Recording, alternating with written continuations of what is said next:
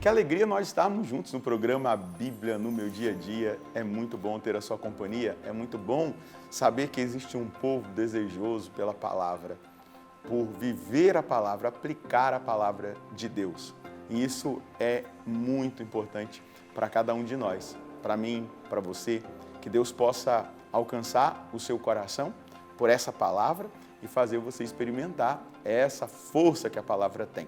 Por isso, nós estamos aqui juntos no programa A Bíblia no Meu Dia a Dia. É a nossa Lectio Divina na Canção Nova. Quero convidar você a abrir o seu coração e a, junto comigo, pedir o Divino Espírito Santo para que Ele nos conduza no nosso estudo bíblico de hoje. Vamos suplicá-lo? Em nome do Pai, do Filho e do Espírito Santo. Amém. Vinde, Espírito Santo, enchei os corações dos vossos fiéis e acendei neles o fogo do vosso amor. Enviai o vosso Espírito e tudo será criado e renovareis a face da terra. Oremos, ó Deus que instruíste os corações dos vossos fiéis, com a luz do Espírito Santo. Fazei que apreciemos retamente todas as coisas segundo o mesmo Espírito e gozemos sempre da sua consolação, por Cristo Senhor nosso. Amém.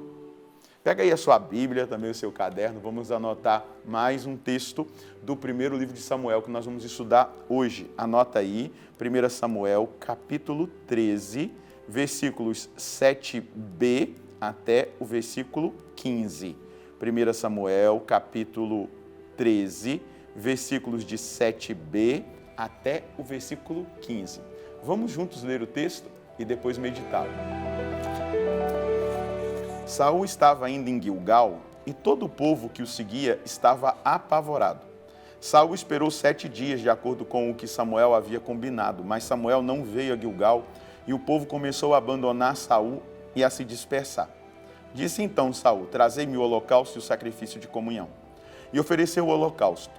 Quando ele acabava de oferecer o holocausto, chegou Samuel. Saul saiu ao seu encontro para saudá-lo. Samuel disse: o que fizeste? Saul respondeu: o povo começava a me abandonar e a se dispersar, e tu não chegavas conforme fora combinado, enquanto os filisteus estavam concentrados em Macmas. Por isso eu disse a mim mesmo: agora os filisteus vão descer e atacar-me em Gilgal, sem que eu tenha aplacado o Senhor. Então vi-me forçado a oferecer o holocausto. Samuel disse a Saul: agiste como um insensato. Não guardaste o mandamento que o Senhor teu Deus te havia prescrito.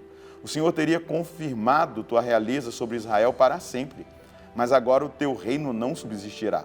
O Senhor procurou para si um homem conforme o seu coração e o constituiu como chefe sobre o seu povo, porque tu não observaste o que o Senhor prescrevera. Samuel levantou-se e partiu de Gilgal, seguindo o seu caminho. O que restava do povo de Israel subiu atrás de Saul ao encontro dos guerreiros. Quando chegaram de Gilgal a Gabaá de Benjamim, Saul passou em revista as tropas que estavam com ele. Eram cerca de 600 homens. Começamos a perceber aí um declínio da realeza de Saul. Parece muito cedo, né? Mas porque a palavra ela não está colocando o tempo de governo de Saul, né? Já havia anos e anos que Saul estava à frente, né, do povo de Deus. E Gilgal, que era um lugar da consagração, se torna o local da impaciência. A impaciência pode nos levar a ter atitudes que não condizem com aquilo que Deus espera de nós. Por isso nós precisamos trabalhar o nosso coração em relação à impaciência, à ansiedade e depositar mais a nossa confiança em Deus. O que acontece aqui com Saul, o medo do povo vai pressioná-lo. E Samuel havia ali, né, dito para ele que ele esperasse por 7 dias. Né? Então, Saul acaba cedendo aquele clima de insegurança, aquele clima de pressão que o povo fazia sobre ele, e ele acaba deixando de confiar no Senhor, deixando de esperar o tempo de Deus, e ele quer se antecipar. Então, Samuel havia ali feito um compromisso com Saul, até mesmo para testar Saul, né, para colocá-lo à prova num teste. Mas Saul fracassa porque ele não poderia tomar para si, naquele caso específico, algo que não era a sua função. A função real não dava a Saul autoridade sacerdotal. E ele traz para si uma autoridade que não é dele. Ele traz para si uma autoridade que não é dele. Essa autoridade sacerdotal. Ele não tinha autorização para oferecer sacrifício.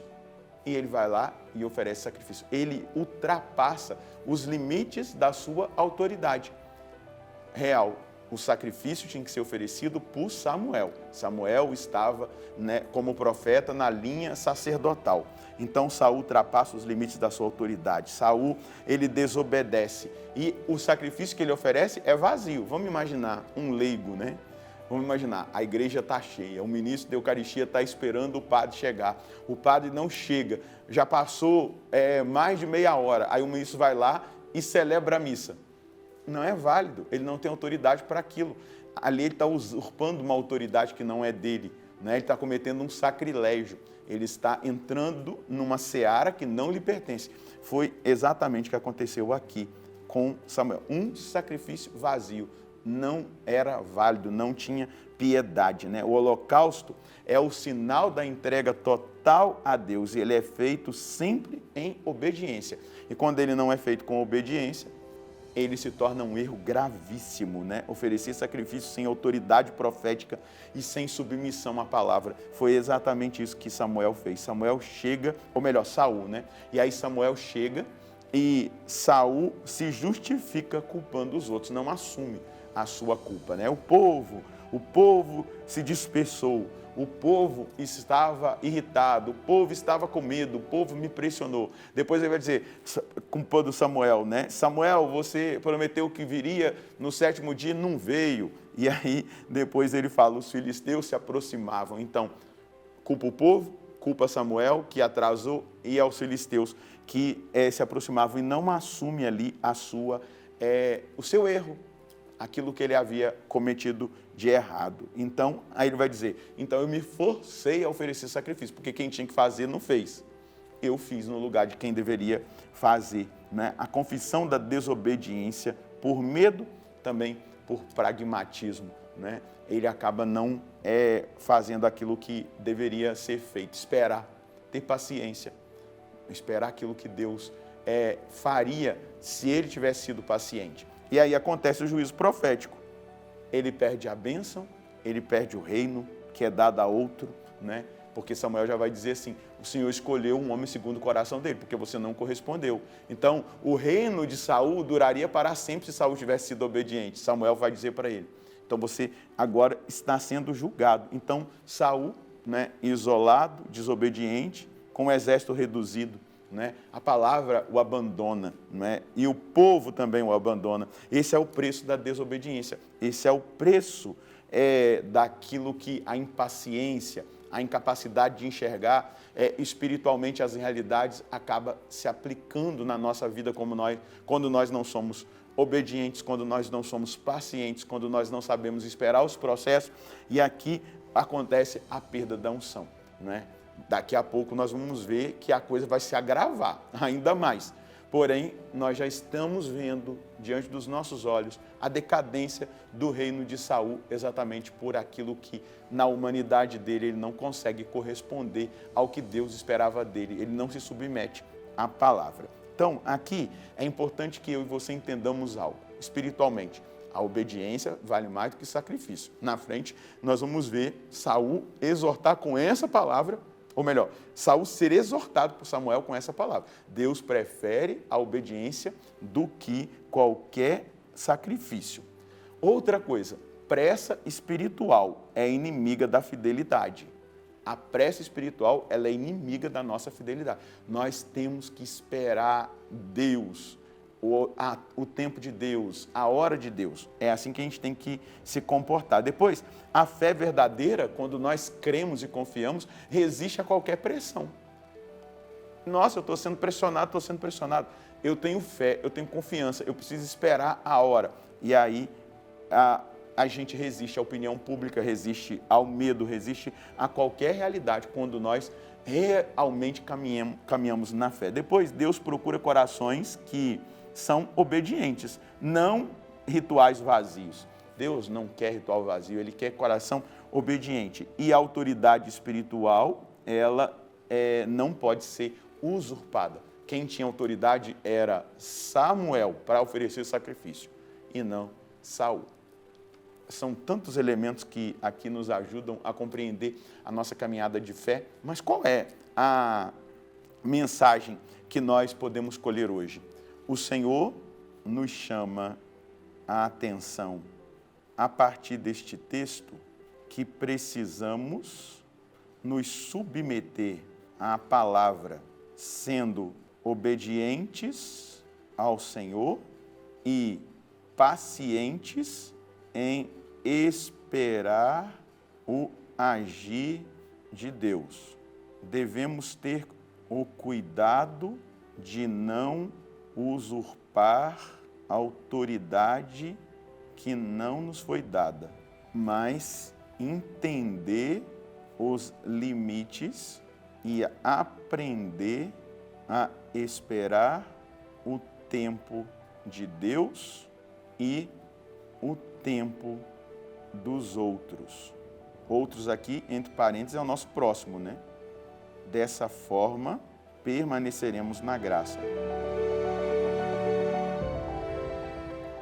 Eu vou resolver por mim mesmo. Às vezes a gente tem essa atitude de impaciência, de não saber esperar o tempo do outro, de não saber esperar a hora do outro, porque cada um tem um perfil, um temperamento, uma forma de agir, e às vezes é exigente esperar, é exigente trabalhar o tempo do outro, mas também o tempo de Deus. Às vezes a gente quer se antecipar, passar na frente de Deus. Quando a gente passa na frente de Deus, aquilo que espiritualmente nós podemos experimentar vai no declínio espiritual e na experiência da perda da graça, da perda da unção, daquilo que Deus quer realizar na nossa vida. Por isso, o Senhor nos convida a que nós sejamos pacientes, a que nós esperemos o tempo dele, mas também aprendamos a esperar o tempo do nosso irmão. Isso pode ser aplicado no seu casamento, na educação dos seus filhos, no seu trabalho, porque é dessa maneira que nós vamos crescendo espiritualmente, mas também humanamente nos nossos relacionamentos e na nossa autoridade. Vamos rezar com essa palavra? Senhor, obrigado porque a sua palavra ilumina os nossos passos, ilumina aquilo que nós devemos viver, fazer, experimentar. E que essa palavra, experimentada por nós, possa nos levar a essa decisão de sermos pacientes, esperando o seu tempo, esperando aquilo que o Senhor mesmo realiza, não passando à frente do Senhor, mas esperando o Senhor agir com paciência, com humildade, com submissão. Mas também, Senhor, nos ensina a esperar o tempo do outro, aquilo que o outro também precisa para dar passos, crescer, para fazer aquilo que é devido a cada um. Conceda essa graça a nós nesse treinamento que o Senhor tem nos feito com a sua santa palavra. Amém. Essas duas coisas vividas por nós, meu irmão, esperar o tempo de Deus e esperar o tempo do outro, nos transforma interiormente, mas também nas nossas atitudes.